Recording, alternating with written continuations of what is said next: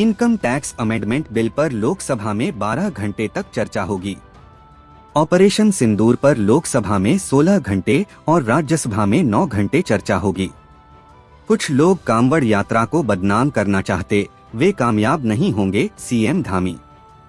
सांसदों ने लोकसभा स्पीकर को जस्टिस यशवंत के खिलाफ महाभियोग प्रस्ताव सौंपा।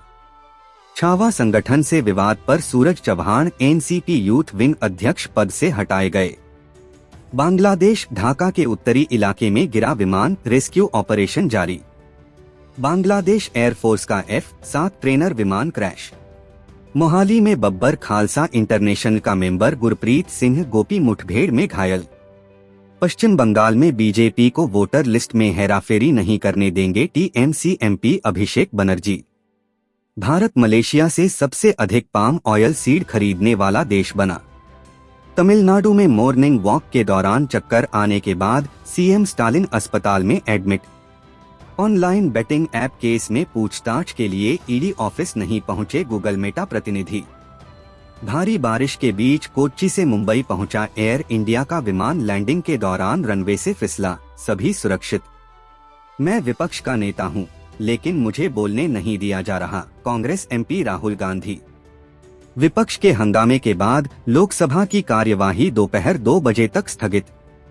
लोकसभा में हंगामा क्यों कर रहे, सरकार चर्चा को तैयार, विपक्ष से बोले रिजिजू। जम्मू कश्मीर में वैष्णो देवी यात्रा मार्ग पर भूस्खलन में एक श्रद्धालु की मौत पर एलजी ने दुख जताया। जयपुर में चाकू से घायल युवक की मौत, पीड़ितों ने आगरा-जयपुर रोड जाम किया।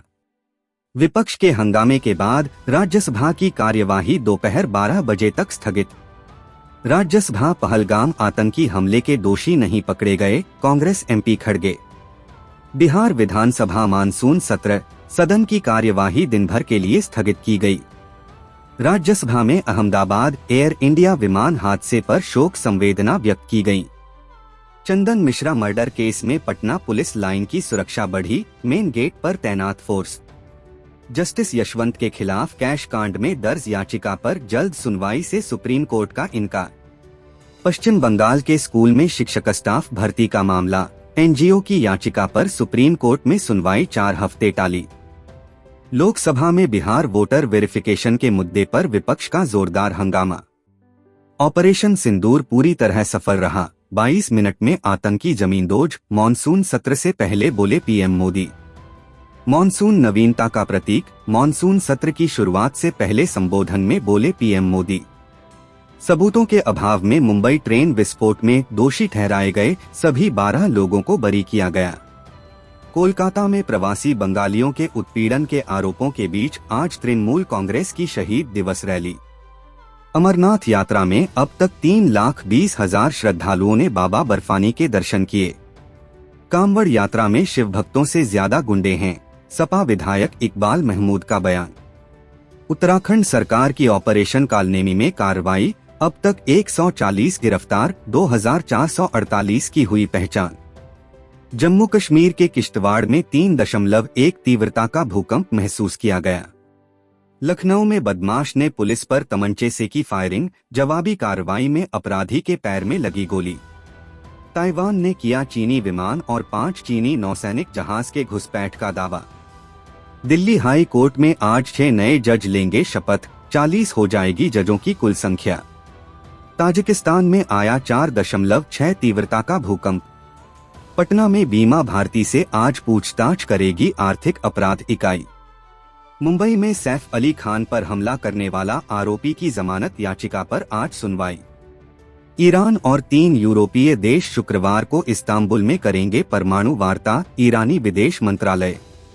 नई दिल्ली में बायजूस की मूल कंपनी की दिवालिया प्रक्रिया पर रोक लगाने से जुड़ी याचिका पर आज सुप्रीम कोर्ट में सुनवाई। कोलकाता में आज टीएमसी निकालेगी शहीद दिवस रैली, सीएम ममता बनर्जी जनसभा को करेंगी संबोधित। अरुणाचल प्रदेश में कांपी धरती, ऊपरी सुबनसिरी में 3.4 तीव्रता का भूकंप। पश्चिम बंगाल में ओबीसी आरक्षण अधिसूचना को चुनौती देने वाले मामले पर आज सुप्रीम कोर्ट में सुनवाई। आज से शुरू होगा संसद का मॉनसून सत्र, 21 अगस्त तक चलेगा सेशन। दिल्ली के ओल्ड राजेंद्र नगर में यूपीएससी स्टूडेंट ने की आत्महत्या। महिला शतरंज विश्व कप में क्वार्टर फाइनल में हार के बाद टूर्नामेंट से बाहर हुई भारत की वैशाली रमेश बाबू। गुजरात के कच्छ में भूकंप के झटके, 3 दिन में तीसरी बार कांपी धरती।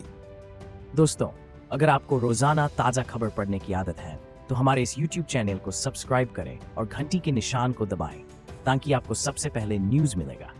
यदि आपका कोई सुझाव है तो हमें कमेंट जरूर करें।